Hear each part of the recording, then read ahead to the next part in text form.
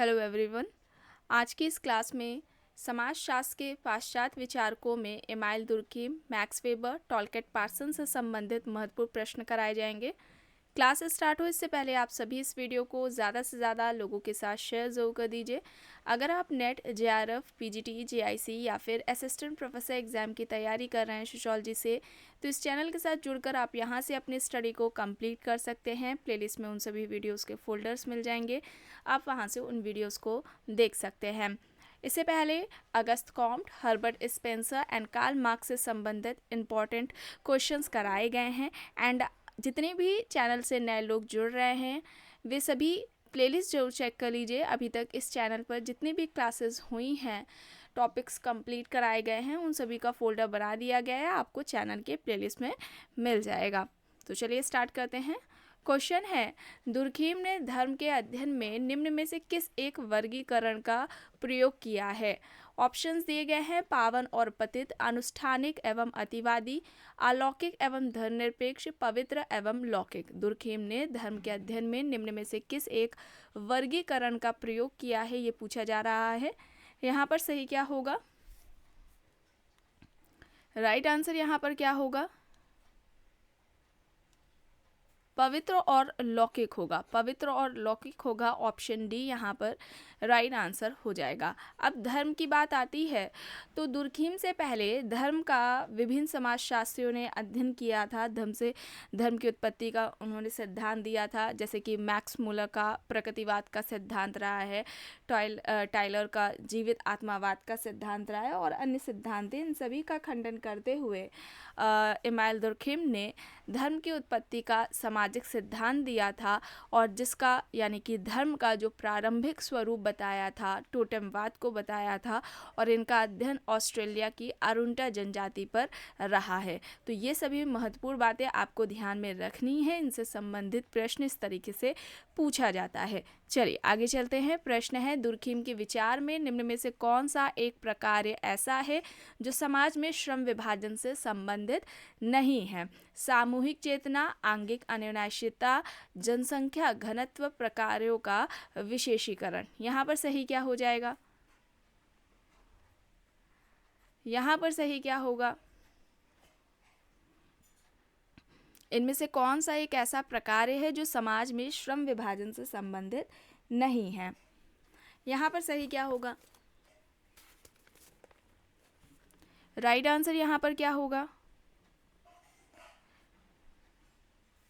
Right answer यहाँ पर हो जाएगा सामूहिक चेतना। सामूहिक चेतना, ऑप्शन ए यहाँ पर राइट आंसर हो जाएगा। श्रम विभाजन की बात की जाए तो सबसे पहले अगर प्रश्न पूछा जाता है कि श्रम विभाजन का अध्ययन किसने किया है, तो याद रखिएगा एडम स्मिथ। ठीक है, एडम स्मिथ ने सबसे पहले श्रम विभाजन का अध्ययन किया था। अब पूछ लिया जाता है किस पुस्तक में उन्होंने किया था, तो बुक का नाम है the wealth of nation. The wealth of nation में एडम स्मिथ ने सबसे पहले श्रम विभाजन का अध्ययन किया था। लेकिन अगर पूछा जाता है समाजशास्त्र में श्रम विभाजन का अध्ययन या सामाजिक श्रम विभाजन का अध्ययन सर्वप्रथम किसने किया, या सामाजिक श्रम विभाजन इस अवधारणा के जनक कौन है, तो वहाँ पर हमारे दुर्खीम होंगे। ठीक है, अब दुर्खीम ने श्रम विभाजन का अध्ययन अपनी किस पुस्तक में किया है, तो पुस्तक का नाम क्या है? The division of labour in society. The division of labour in society, ये इनकी श्रम विभाजन से संबंधित पुस्तक है। ठीक है, और ये इसके the division of labour in society, ये इस पुस्तक का जो सेकेंड पार्ट है उसमें इसकी चर्चा की है दुर्खीम ने। और इनके श्रम विभाजन पर प्लेटो का प्रभाव था, यानी कि ये प्लेटो से प्रभावित थे यहाँ पर दुर्खीम। ठीक है, तो ये याद रखिएगा। चलिए आगे चलते हैं। प्रश्न है, निम्न समाजशास्त्रियों में किसने व्याधिकीय सामाजिक तथ्यों की व्याख्या की है? यहाँ पर ध्यान दीजिए, व्याधिकीय सामाजिक तथ्य की बात हो रही है। किसने की है? Auguste Comte, Durkheim, सीमेल, weber. यहाँ पर ऑप्शंस दिए गए हैं। व्याधिकीय सामाजिक तथ्यों की बात इनमें से किसने की है?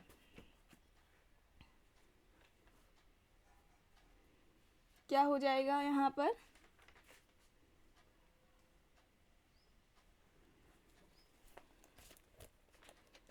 राइट आंसर यहाँ पर क्या होगा?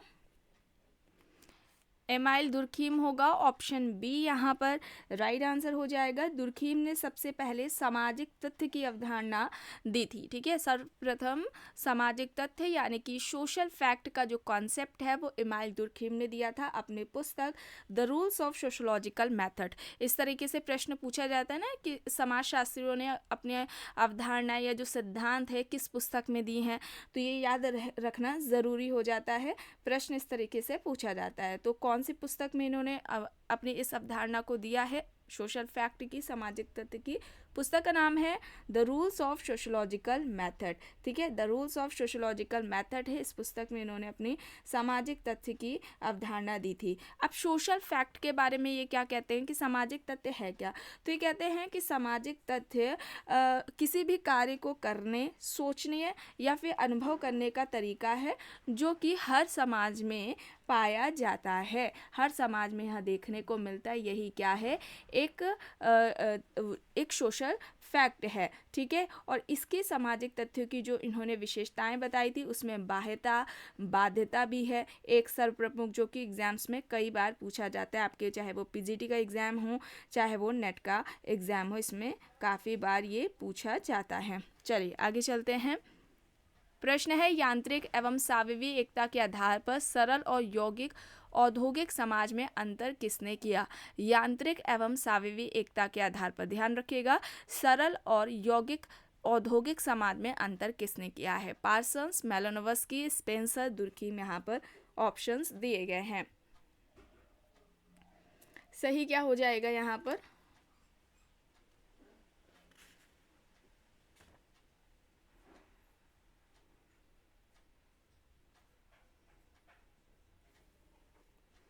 तो यहाँ पर आंसर सही हो जाएगा एमाइल दुर्खीम। एमाइल दुर्खीम ने सामाजिक एकता का सिद्धांत दिया था, ठीक है। ध्यान रखिएगा, एमाइल दुर्खीम ने सामाजिक एकता का सिद्धांत दिया था। अब इस सामाजिक एकता के सिद्धांत को अपनी किस पुस्तक में इन्होंने दिया है, तो पुस्तक का नाम the division of labour in society है, ठीक है। फर्स्ट पार्ट में the division of labour in society के फर्स्ट पार्ट में इन्होंने अपनी ये थ्योरी दी है, सामाजिक एकता का जो सिद्धांत है इसे दिया है, ठीक है। और सामाजिक एकता के दो रूप बताए थे इन्होंने, यांत्रिक एकता और साविवीय एकता, ठीक है। यांत्रिक एकता और साविवीय एकता, ये दो तरह की जो एकता है ये दो तरह के समाजों को जन्म देती है, ठीक है। और जो समाज है वो सरल समाज है और दूसरा औद्योगिक, यौगिक औद्योगिक, या इसे कहा जाए कि पूर्व औद्योगिक समाज, ठीक है। ये दो तरह के समाज की बात इन्होंने की है, ये भी याद रखिएगा। चलिए आगे चलते हैं। प्रश्न है निम्न समाजशास्त्रियों में किसने स्वयं समाजशास्त्र में डॉक्टर की उपाधि धारण कर फ्रांस में समाजशास्त्र विभाग की स्थापना की है? Auguste Comte, Durkheim, Georg Simmel, Karl Marx. यहाँ पर विकल्प दिए गए हैं। इनमें से किस समाजशास्त्री ने स्वयं समाजशास्त्र में डॉक्टर की उपाधि धारण कर फ्रांस में समाजशास्त्र विभाग को स्थापित किया? यहाँ पर क्या हो जाएगा, तो यहाँ पर एमाइल दुर्खीम हो जाएगा, बी यहाँ पर राइट होगा। नेक्स्ट है, दुर्खीम के अनुसार निम्न में से कौन से कारक यांत्रिक संहति में परिवर्तित होने में बाधक होते हैं? प्रतिमानहीनता, अपर्याप्त संगठन, अवसरों में असमानता। यहाँ पर मतलब संहिता से क्या है, एकता से है, ठीक है। प्रतिमानहीनता, अपर्याप्त संगठन, अवसरों में असमानता, यहाँ पर विकल्प दिए गए हैं। राइट आंसर ये सभी हो जाएंगे, first, second and third. Option D यहाँ पर राइट होगा। प्रश्न है प्रत्यक्षवाद के संदर्भ में उत्तराधिकार के रूप में किसको माना जाता है? Karl Marx, Karl Popper, Durkheim, Max Weber. यहाँ पर विकल्प दिए गए हैं। सही यहाँ पर क्या हो जाएगा, प्रत्यक्षवाद के संदर्भ में उत्तराधिकार के रूप में से इनमें से किसे माना जाता है?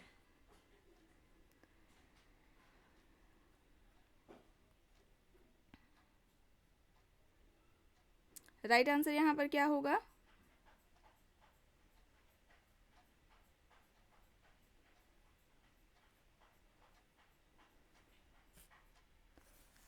Amyl Durkheim. ऑप्शन सी यहाँ पर राइट होगा, ठीक है। ऑप्शन सी यहाँ पर राइट होगा। नेक्स्ट है, दुर्खीम के अनुसार दबाव मूलक नियम किस प्रकार की एकता वाले समाजों की विशेषता है?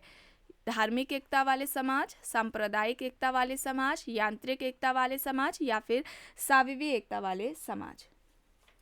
क्या हो जाएगा यहाँ पर?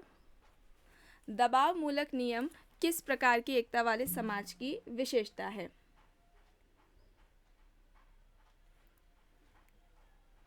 सही क्या हो जाएगा? यांत्रिक एकता वाले समाज। ठीक है, यांत्रिक एकता वाले समाज यहाँ पर ऑप्शन सी हो जाएगा। ठीक है, यांत्रिक समाज, ऑप्शन सी यहाँ पर राइट आंसर हो जाएगा। ऑप्शन सी यहाँ पर राइट है। और यांत्रिक समाज में क्या देखने को मिलता है, इसमें जो महत्व दिया जाता है ये परंपरा, धर्म, इस परंपराओं, धर्म का इसमें सर्वाधिक महत्व दिया जाता है। ठीक है, और किसी व्यक्ति के द्वारा जो किया गया अपराध होता है वह समूह के विरुद्ध किया गया अपराध माना जाता है, ये भी याद रखिएगा। नेक्स्ट है, किसके अनुसार अधिकारी तंत्र एक ऐसी प्रशासनिक व्यवस्था है जिसमें सत्ता के सोपान पाए जाते हैं तथा जिसमें प्रशिक्षित वेतनभोगी विशेषज्ञों को असमान, मूर्त एवं स्पष्ट रूप से परिभाषित नियमों के अनुसार कार्य करना पड़ता है। ऑप्शंस दिए गए हैं मैक्स वेबर, मैकेवर, रॉबर्ट मर्टन, कॉपलैन यहाँ पर है। क्या हो जाएगा? कौन सा विकल्प यहाँ पर सही होगा? Max weber. ठीक है, मैक्स वेबर होगा। ऑप्शन ए यहाँ पर राइट होगा। प्रश्न है, यह तर्क किसने प्रस्तुत किया है कि धार्मिक विश्वासों का आर्थिक विकास पर अत्यधिक महत्वपूर्ण प्रभाव पड़ता है? Karl Marx, Auguste Comte, De Morgan, Max Weber. धार्मिक विश्वासों का आर्थिक विकास पर महत्वपूर्ण प्रभाव पड़ता है, यह तर्क इनमें से किसका है? सही क्या होगा यहाँ पर?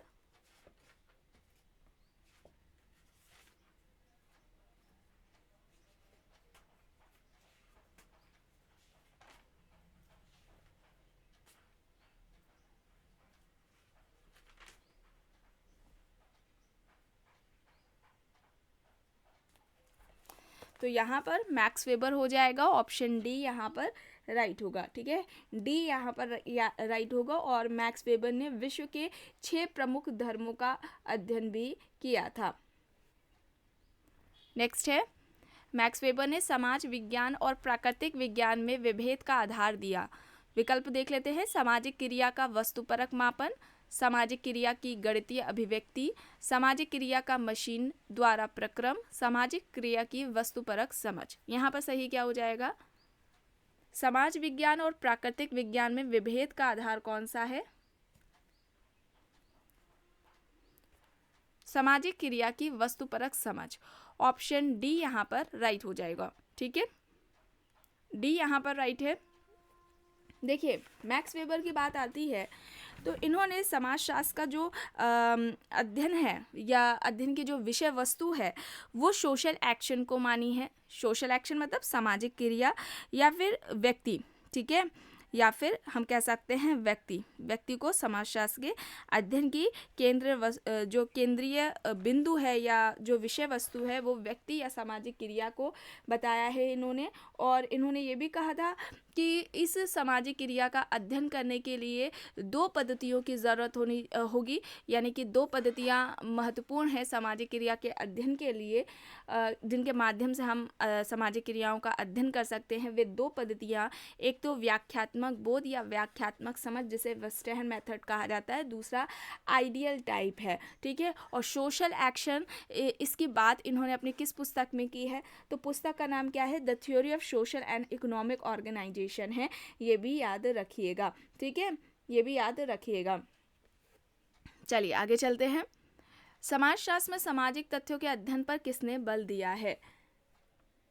क्या हो जाएगा यहाँ पर? सोशल फैक्ट पर।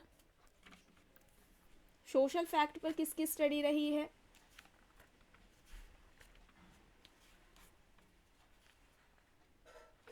क्या हो जाएगा यहाँ पर? एमाइल दुर्खीम हो जाएगा। डी यहाँ पर राइट होगा। दुर्खीम ने सामाजिक तथ्य की अवधारणा सबसे पहले दी थी, किस पुस्तक में दी थी? तो पुस्तक का नाम क्या है? The rules of sociological method है। The rules of sociological method है, ये इनकी पुस्तक है, ये भी याद रखिएगा, ठीक है। The rules of sociological method, इस पुस्तक में एमाइल दुर्खीम ने सामाजिक तथ्य की अवधारणा दी थी। तथ्यों के बारे में इनका क्या कहना था कि सामाजिक तथ्य कार्य करने सोचने या फिर अनुभव करने का तरीका है जो लगभग समाज के हर मतलब कि लगभग हर समाज में यह पाया जाता है। चलिए आगे चलते हैं। प्रश्न है, किसने कहा है कि लौकिकीकरण को समाज के विवेकीकरण के एक माप के रूप में प्रयोग किया जा रहा है? Max Weber, M N. Srinivas, A R. Desai, I P. Desai, यहाँ पर विकल्प दिए गए हैं। लौकिकीकरण को समाज के विवेकीकरण के एक रूप के माप के रूप में प्रयोग किया जा रहा है। सही क्या हो जाएगा यहाँ पर? सही हो जाएगा max weber. Max weber, option A यहाँ पर राइट होगा। प्रश्न है, सत्ता की प्रभुता का अर्थ है? विकल्प में है एक शासक का होना, शासित होने के लिए एक समूह का होना, शासितों का शासकों के आदेशों की वस्तुगत स्वीकृति, या फिर उपयुक्त सभी। क्या हो जाएगा यहाँ पर?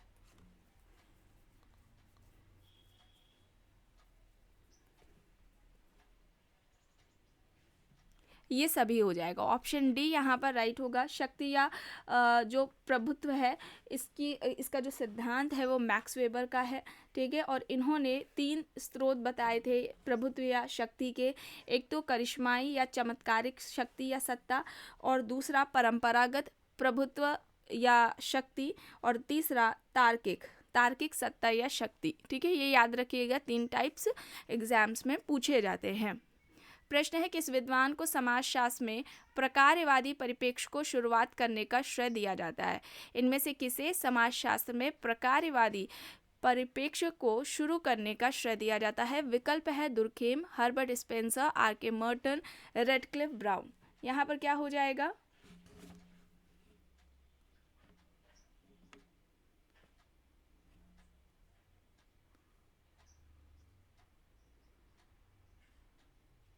सही क्या हो जाएगा?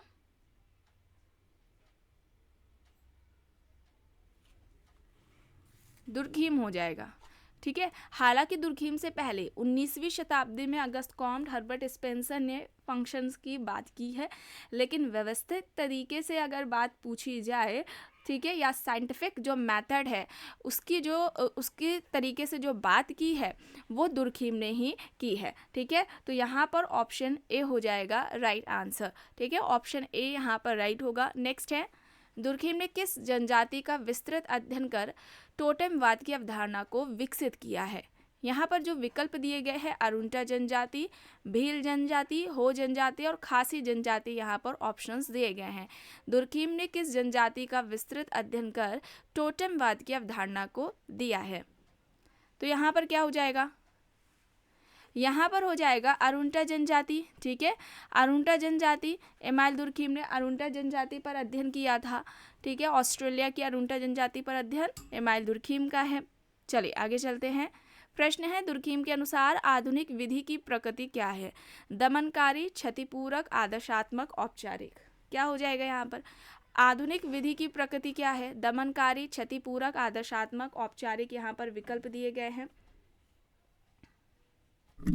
तो यहाँ पर क्षतिपूरक हो जाएगा। ऑप्शन बी यहाँ पर राइट आंसर हो जाएगा। नेक्स्ट है, वेबर के विचार के अनुसार ऐतिहासिक प्रगति तथा विकास को एक प्रक्रिया द्वारा व्यक्त कर सकते हैं, जिसे उन्होंने कहा विवेकीकरण, नौकरशाहीकरण, प्रबोधन, या फिर इनमें से कोई नहीं। वेबर के विचार के अनुसार ऐतिहासिक प्रगति तथा विकास को एक प्रक्रिया द्वारा व्यक्त कर सकते हैं, जिसे उन्होंने कहा है। क्या हो जाएगा यहाँ पर? राइट आंसर क्या होगा? राइट आंसर विवेकीकरण हो जाएगा। विवेकीकरण, वेबर ने ऐतिहासिक प्रगति या विकास को एक प्रोसेस के द्वारा समझाने का प्रयास किया है, जिसे उन्होंने विवेकीकरण कहा है, ठीक है। विवेकीकरण के माध्यम से ऐतिहासिक प्रगति तथा विकास को समझाने का जो प्रयास किया है वो वेबर द्वारा किया गया है, ठीक है। और वेबर ने विश्व के महान धर्मों का तुलनात्मक अध्ययन भी किया था इन्होंने, ठीक है। नेक्स्ट है, अपनी पुस्तक Protestant ethic and the spirit of capitalism में वेबर ने धर्म को आधुनिक पूंजीवाद का विकास के पक्ष में माना। मात्र यही कारण है, कोई कारण नहीं है, महत्वपूर्ण कारणों में से एक है, या फिर इसमें कोई भूमिका नहीं है। सही क्या हो जाएगा?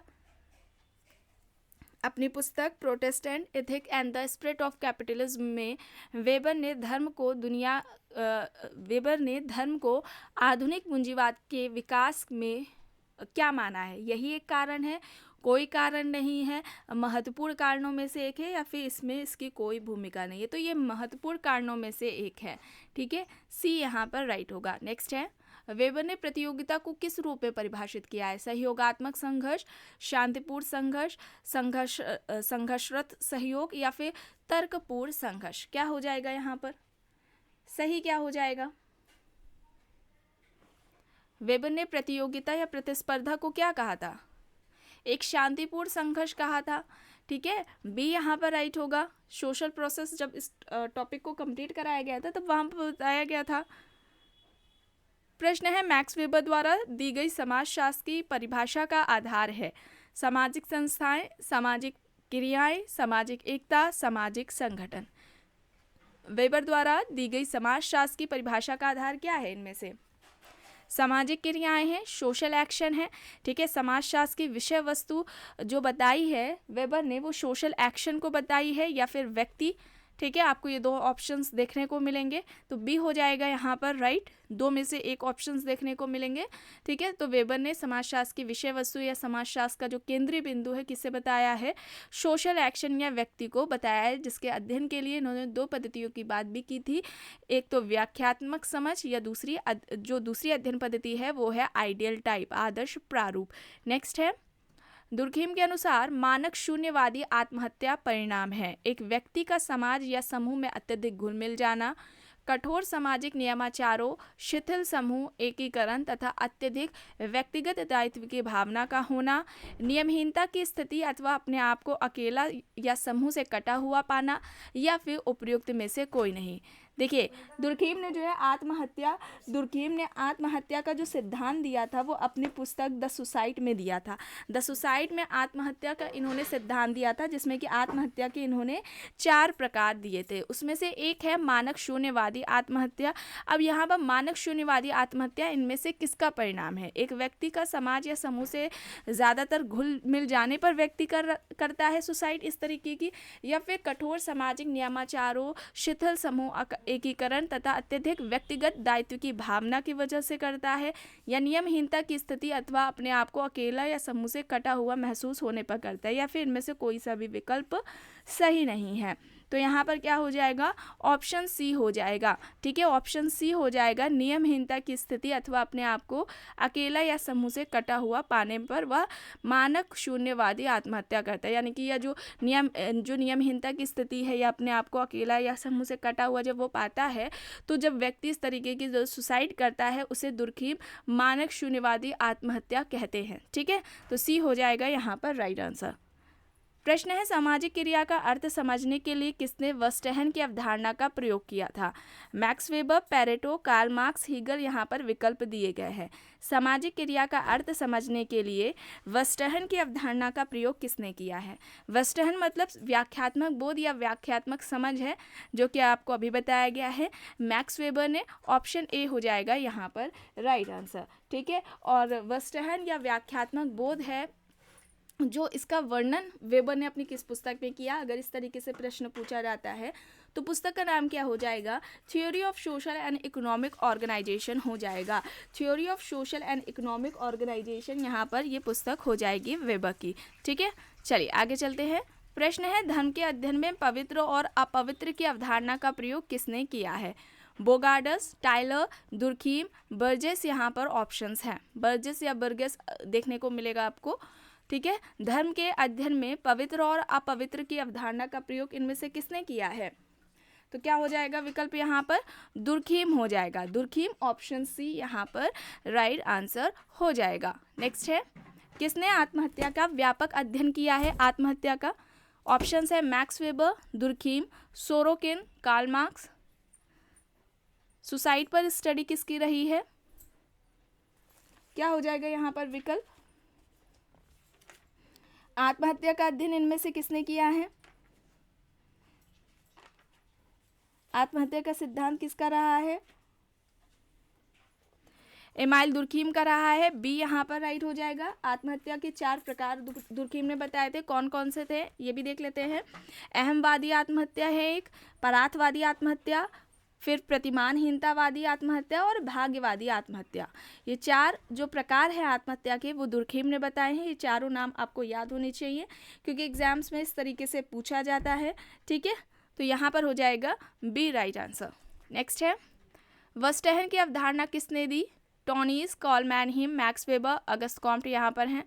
तो वर्स्टहन यानी कि व्याख्यात्मक बोध या व्याख्यात्मक समझ की बात हो रही है, इस कॉन्सेप्ट की बात हो रही है, यह मैक्स वेबर का है। ऑप्शन सी यहाँ पर राइट आंसर हो जाएगा। ठीक है, ऑप्शन सी यहाँ पर राइट आंसर हो जाएगा। वर्स्टहन व्याख्यात्मक बोध जो है ये इन्होंने सामाजिक क्रिया के अध्ययन को समझने के लिए इस पद्धति की बात की थी। ठीक है, वर्स्टहन पद्धति की बात की जाए तो इन्होंने कहा था कि जिस तरीके से जो प्राकृतिक विज्ञान होते हैं या भौतिक जो विज्ञान है वह वस्तुओं के व्यवहार के कारणों की व्याख्या जिस तरीके से करता है, वैसे ही समाजशास्त्र में जो शोध करता है वो व्यक्ति की सामाजिक क्रियाओं का अध्ययन इस पद्धति के माध्यम से कर सकता है। इनका वेबर का कहना था कि व्यक्ति की जो सामाजिक क्रियाएं हैं, उन सामाजिक व्यक्ति जो भी सामाजिक क्रिया करता है उन क्रियाओं के पीछे उसका कोई ना कोई कारण होता है। ठीक है, उसको इन्होंने कहा था। और ये जो उनकी सामाजिक क्रिया का अध्ययन है व्यक्ति का जो उन्होंने जो कहा था कि जो शोध करता है, ठीक है, वो जब अध्ययन करता है तो उसके लिए 3 बातें उसका महत्वपूर्ण होनी चाहिए शोधकर्ता के लिए। एक तो सामाजिक क्रिया का वो अध्ययन कर रहा है वो, उसकी व्याख्या, और व्याख्या का जो उद्देश्य है वो स्पष्ट होना चाहिए शोधकर्ता को। तो यहाँ पर सी हो जाएगा राइट आंसर। प्रश्न है, निम्न में से किसने आत्महत्या के प्रकारों का वर्णन किया है? दुर्खीम, अगस्त कॉम्ट, मार्क्स, यहाँ पर वेबर ऑप्शंस हैं। तो क्या हो जाएगा? अभी जो 4 प्रकार आपको बताए हैं वो दुर्खीम ने बताए हैं। ए यहाँ पर राइट आंसर होगा। प्रश्न है, निम्न में से किस एक को मैक्स वेबर द्वारा प्राय अधिकारी तंत्रीय प्राधिकारी के रूप में वर्णित किया गया है? परंपरागत प्राधिकारी, करिश्माई प्राधिकारी, तार्किक विधिक प्राधिकारी, नैतिक प्राधिकारी यहाँ पर विकल्प है। क्या हो जाएगा यहाँ पर?